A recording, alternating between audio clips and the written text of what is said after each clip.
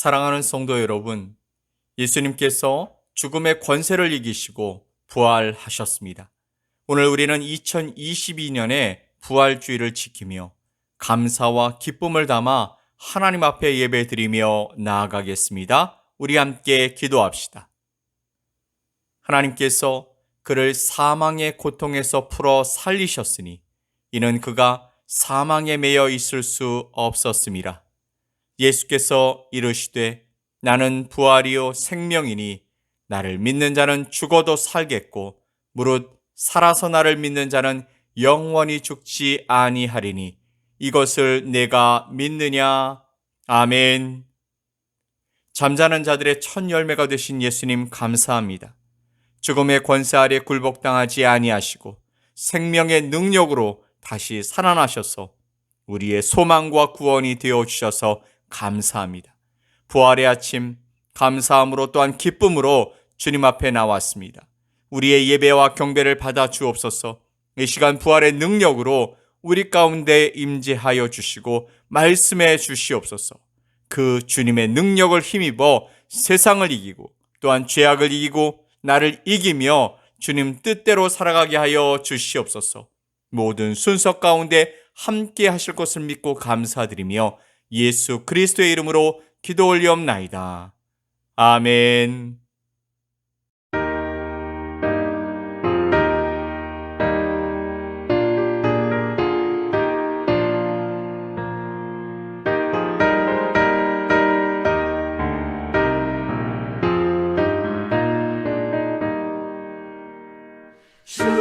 주님께 영광 다시 사신 주 사망 권세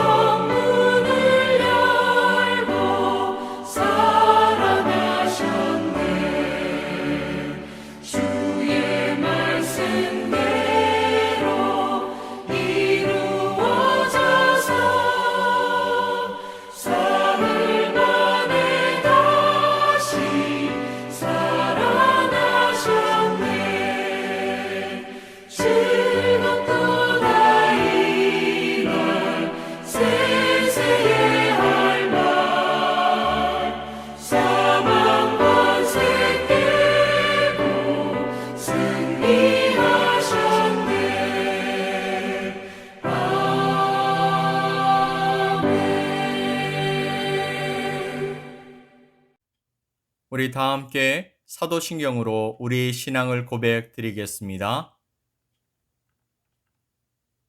나는 전능하신 아버지 하나님, 천지의 창조주를 믿습니다.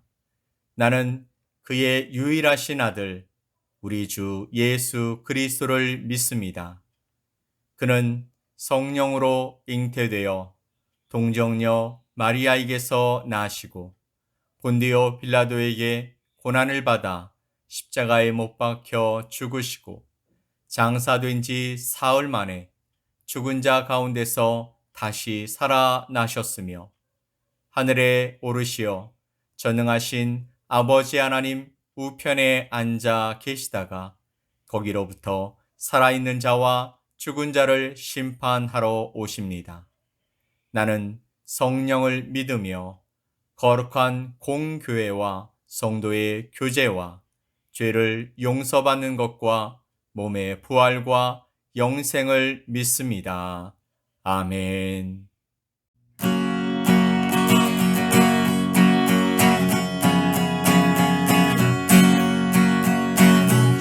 전능왕 오셔서 주 이름 찬송케 하옵소서.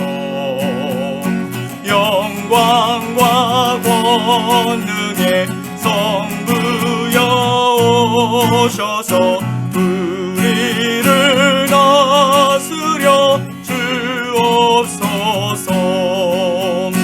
항생한 성자여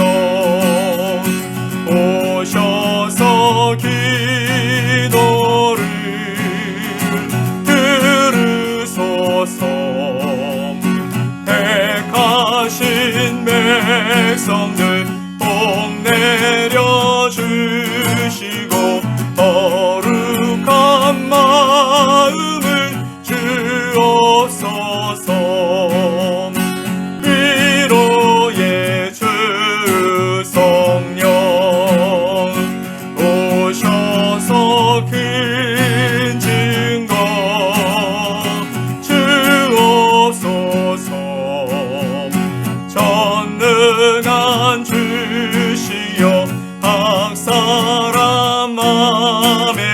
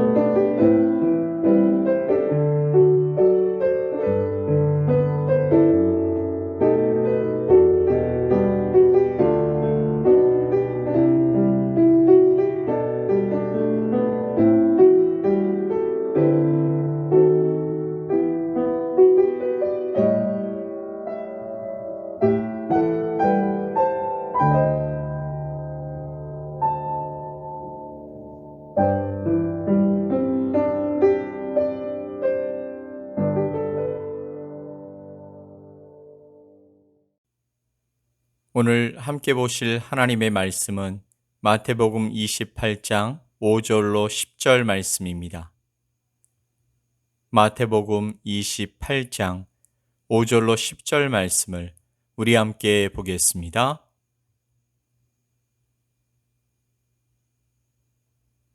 천사가 여자들에게 말하여 이르되 너희는 무서워하지 말라. 십자가에 못 박히신 예수를 너희가 찾는 줄을 내가 아노라. 그가 여기 계시지 않고 그가 말씀하시던 대로 살아나셨느니라. 와서 그가 누우셨던 곳을 보라. 또 빨리 가서 그의 제자들에게 이르되 그가 죽은 자 가운데서 살아나셨고 너희보다 먼저 갈릴리로 가시나니 거기서 너희가 배우리라 하라. 보라, 내가 너희에게 일렀느니라 하거늘. 그 여자들이 무서움과 큰 기쁨으로 빨리 무덤을 떠나 제자들에게 알리려고 다름질할세.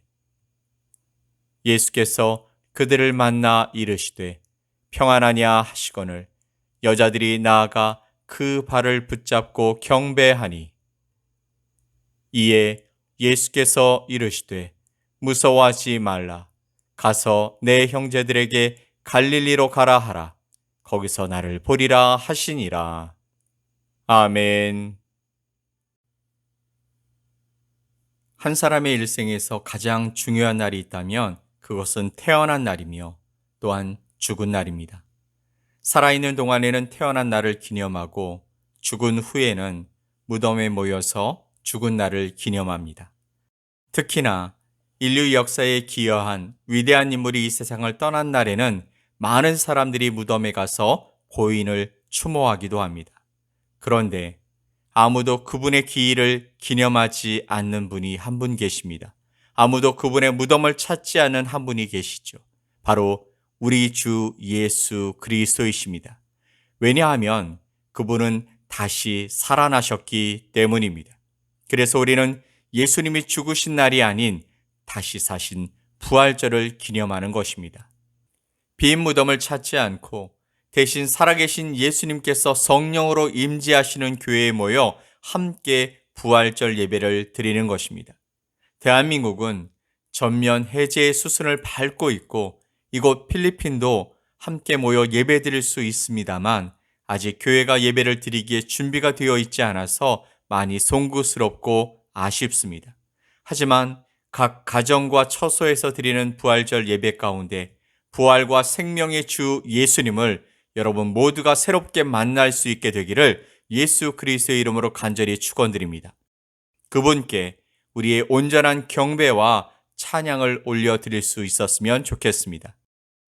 오늘 말씀에서는 부활의 날 주님께서 천사를 통해서 혹은 친히 우리에게 말씀하셨던 세 가지 명령을 함께 생각해 보고자 합니다. 그 첫째는 1절 말씀에 그가 누우셨던 것을 보라라는 것입니다. 1절 말씀을 보면 안식 후 첫날 새벽에 두 여인이 예수님이 묻히셨던 무덤을 찾아왔습니다. 왜 왔을까요? 그것은 사랑하는 예수님의 시신에 향품이라도 발라드리기 위해서였습니다. 이 여인들이 찾은 예수님은 어떤 예수님이십니까? 십자가에 못 박혀 죽으셔서 무덤 속에 장사 지낸 바 된 예수님이셨습니다. 그렇게 슬픔 속에 찾아간 무덤에서 갑자기 나타난 천사가 여인들에게 놀라운 소식을 전하죠. 6절 말씀에 그가 여기 계시지 않고 그가 말씀하시던 대로 살아나셨느니라. 와서 그가 누우셨던 곳을 보라. 아멘. 천사는 예수님이 누우셨던 곳을 보라고 말하고 있습니다. 그래서 얼떨결에 가서 보니 무덤이 비어 있었던 것이죠. 왜 비어 있을까요? 혹시 제자들이 시신을 훔쳐갔기 때문일까요? 아닙니다. 이것은 대제사장들이 경비병을 매수해서 퍼뜨린 가짜 뉴스였습니다. 진짜 뉴스는 이것이죠. 하나님께서 십자가에 못 박혀 죽으신 예수님을 3일 만에 무덤에서 일으키셨습니다. 지금 예수님은 살아계십니다 라는 것입니다. 예수님께서 살아나셨기 때문에 무덤이 비어 있을 수밖에 없었던 것이죠. 여인들이 찾던 캄캄한 무덤 속에 계셔야 할 예수님은 그곳에 더 이상 계시지 않았습니다. 우리 중에도 예수님을 믿기는 하지만 예수님을 무덤에서 찾고 있는 분들이 있습니다. 나의 현실이 암담하고 슬프기 때문에 그 눈이 무덤을 향하고 있는 것이죠. 내 인생이 잘 안 풀리고 답답하기 때문에 근심과 절망의 돌이 마음을 굳게 닫고 있는 것입니다. 이런 사람들의 특징은 신앙생활을 하기는 하는데 기쁨이 없고 늘 우울하다는 것이죠. 그리고 자주 울기도 합니다. 처음에는 예수님 때문에 또 자녀들 때문에 우는 것 같은데 나중에는 자신의 신세가 처량해서 우는 것이죠. 자기 연민 때문에 자기 처지가 불쌍하다고 우는 것입니다. 그러나 천사는 말하고 있습니다. 어찌하여 우느냐? 그가 여기 계시지 않고 살아나셨느니라. 아멘. 예수님을 무덤에서 찾지 말라고 말하고 있는 것입니다. 예수님을 죽은 예수, 슬픈 예수로 만들지 말라는 것이죠. 예수님은 죽음을 이기시고 살아나셨습니다. 예수님은 무덤을 박차고 살아나셨습니다. 돌을 굴려 부활하신 것입니다. 그러므로 이제 우리는 살아계신 예수님을 찾아야 할 줄 믿습니다. 부활의 주님을 바라보아야 한다는 것이죠. 예수님은 내 인생의 실패와 좌절의 돌을 굴려내시고자 하십니다. 마침내 죄와 죽음의 권세를 이기신 예수님을 붙들고 믿음으로 나의 슬픔과 상황을 극복하길 원하신다라는 것입니다. 어둠은 빛을 이길 수 없고 거짓이 진리를 이길 수 없습니다. 선이 악을 이기고 생명이 사망을 이깁니다. 예수님의 부활이 이것을 확실하게 보증하고 있는 것입니다. 그러므로 우리가 이제 더 이상 울지 말고 승리의 소망 가운데 기쁨으로 주님을 찬양하며 나아갈 수 있게 되기를 예수 그리스도의 이름으로 간절히 축원드립니다. 아멘. 자, 두 번째 7절 말씀에 갈릴리로 가라고 말씀하십니다. 천사는 여인들에게 제자들을 찾아가 부활하신 예수님을 만나기 위해 갈릴리로 가라는 메시지를 전하도록 했습니다. 또 빨리 가서 그의 제자들에게 이르되 그가 죽은 자 가운데서 살아나셨고 너희보다 먼저 갈릴리로 가시나니 거기서 너희가 배우리라 하라. 아멘. 여인들은 이 기쁘고 놀라운 소식을 전하기 위해서 제자들이 있는 곳을 향해 다름박질했습니다. 그 길 중에 부활하신 예수님이 여인들 앞에 나타나 주시죠.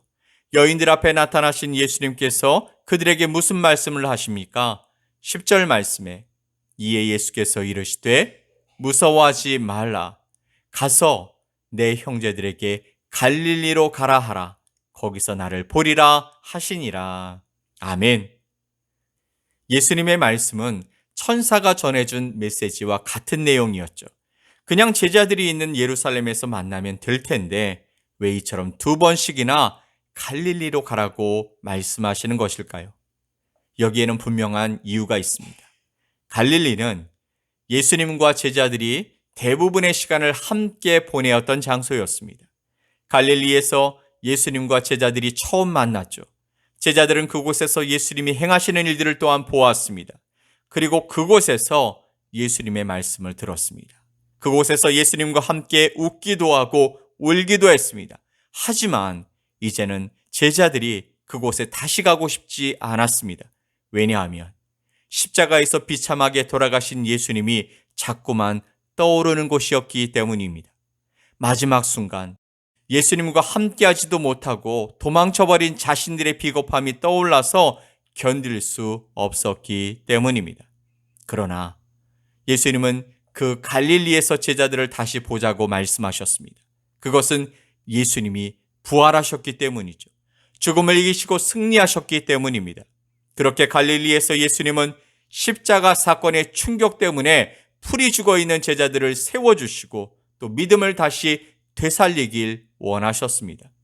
제자들의 배신 때문에 금이 가고 깨어져 버린 관계를 회복하기를 원하셨던 것이죠.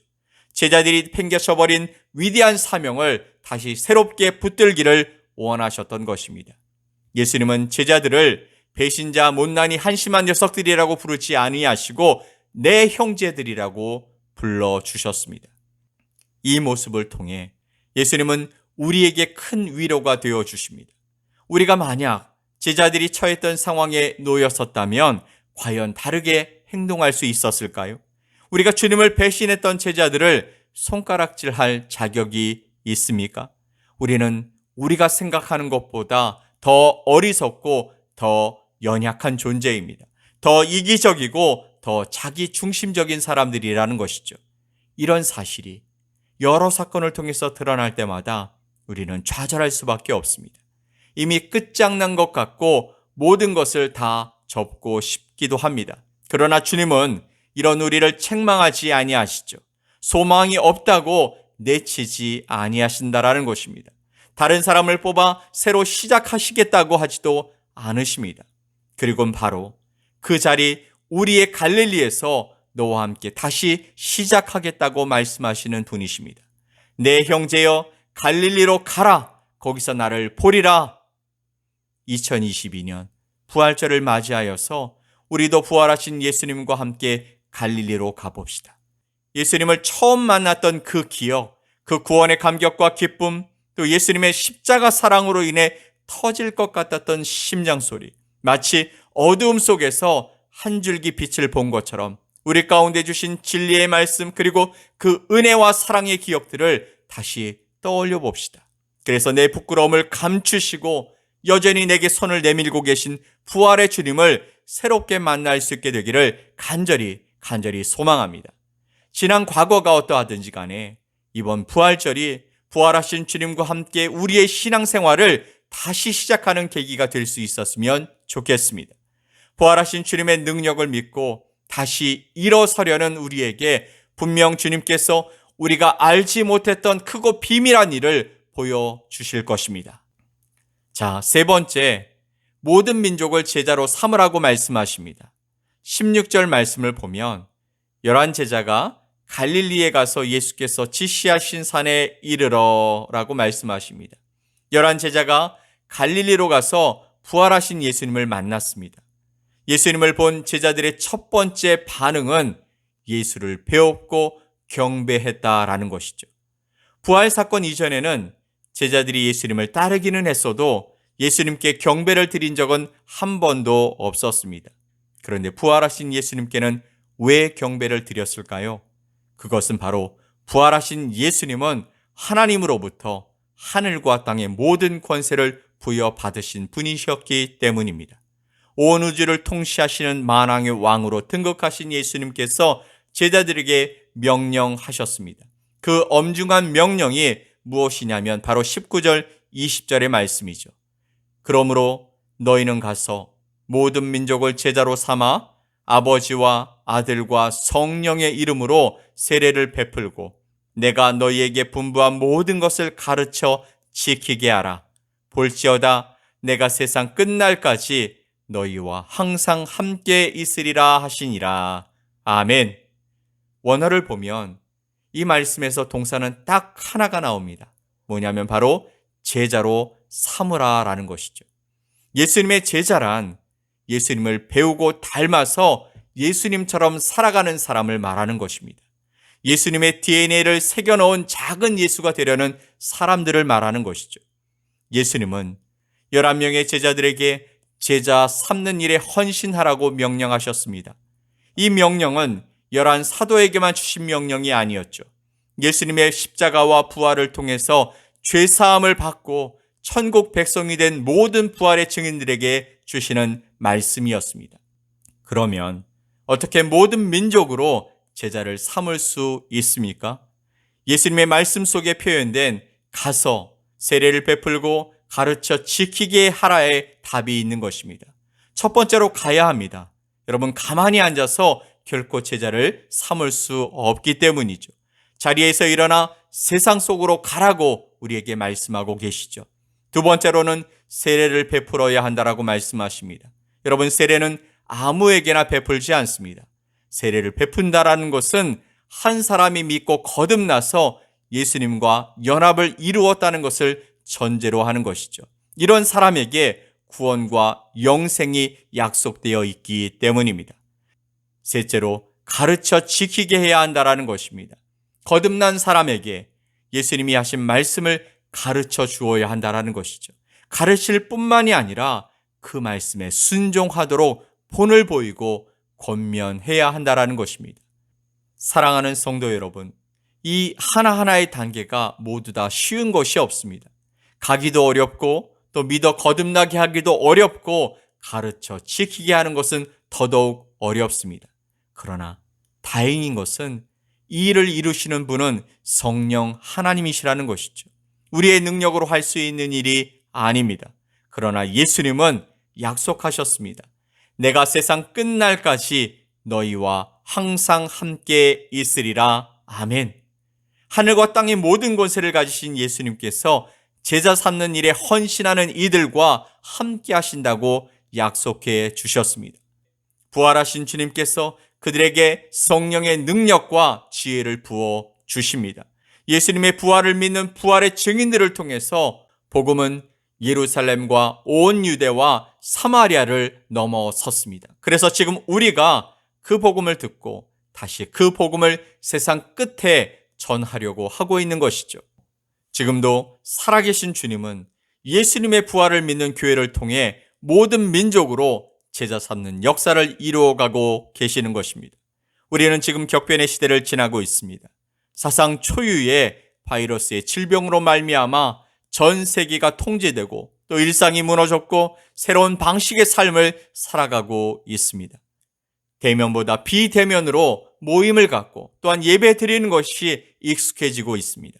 앞으로 어떤 삶이 펼쳐질지 알기 어려운 시대를 우리 모두가 살아가고 있습니다.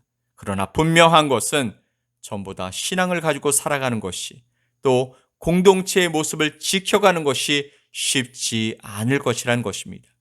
우리의 생각도 우리의 삶의 방식도 바뀌고 또 바뀌어야 한다는 것이죠.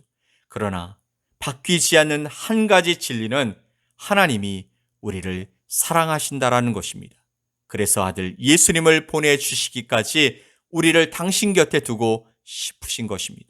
그러니 우리는 시대가 바뀌고 또 상황이 어려워진다 할지라도 그 복음의 능력을 믿고 우리의 삶에서 하늘과 땅의 모든 권세를 가지신 부활하신 예수님을 전하며 살아가면 되는 것입니다. 우리와 함께 하시는 주님께서 분명히 길을 내시고 지혜와 능력을 부어 주실 것입니다. 잠시 혼란과 위기가 있을 수 있겠지만 결국 온 우주의 통치자이신 예수님께서 합력하여 선을 이루시고 복음 전파의 기회로 사용하실 것입니다. 우리가 이것을 믿고 주어진 사명을 이루기 위해 새롭게 다시 도전할 수 있게 되기를 간절히 소망합니다. 성령께서 우리에게 지혜를 주시고 또 우리의 길을 인도해 주시길 간절히 소망합니다. 이를 위해서 예수님이 다시 살아나신 것입니다. 사랑하는 성도 여러분, 부활의 가장 확실한 증거는 바로 부활의 증인들의 삶입니다. 부활을 믿고 소망하며 또 예수님을 사랑하는 사람의 삶 속에 있는 그 기쁨과 생명력과 헌신이 바로 그 증거라는 것이죠. 우리가 주님 오실 그날까지 복음의 증인으로 살아갈 수 있게 되기를 간절히 소망합니다. 또 부활하신 주님이 바로 그런 우리와 함께해 주실 줄 믿습니다. 아멘. 우리 함께 기도합시다. 우리의 삶의 이유가 되시는 사랑의 예수님 감사합니다. 우리를 위해서 십자가를 지시고 죽으셨고 무덤에 머물다 다시 살아나심으로 부활의 첫 열매가 되어 주셨습니다. 이 모든 것을 믿습니다. 죽음이 우리의 삶의 끝이 아니라고 말씀해 주시고 친히 그 길을 열어주심으로 예수님을 믿는 믿음 안에서 영혼을 사모하며 살아가게 해주셔서 감사합니다. 이 믿음이 오늘 예배에 참여하는 모든 이들의 믿음이 되게 하여 주옵소서. 그리고 이 부활의 소식을 세상에 전하고 증인된 삶을 살아갈 수 있게 하여 주옵소서. 이제 서서히 일상의 회복을 이루어가고 있습니다. 모여 예배하고 교제하고 사랑을 나누고 감사하며 살아가는 우리들이 되게 하시고 이를 위해 사용하실 우리 성도들과 믿음의 동역자들의 삶의 지경을 복주시고 인도하심으로 하나님의 역사에 아름답게 동참하며 살게 하여 주시옵소서. 기도하는 제목들이 있습니다. 하나님, 주의 자녀들의 간구를 들어주시고 하나님의 뜻이 하늘에서 이루어지듯이 이 땅에서 이루어지는 은혜를 보게 하시되 우리의 욕심이 아닌 하나님의 뜻이 이루어지는 시간이 되게 하여 주옵소서. 우리 자녀들 또 자손들을 위해서 기도합니다.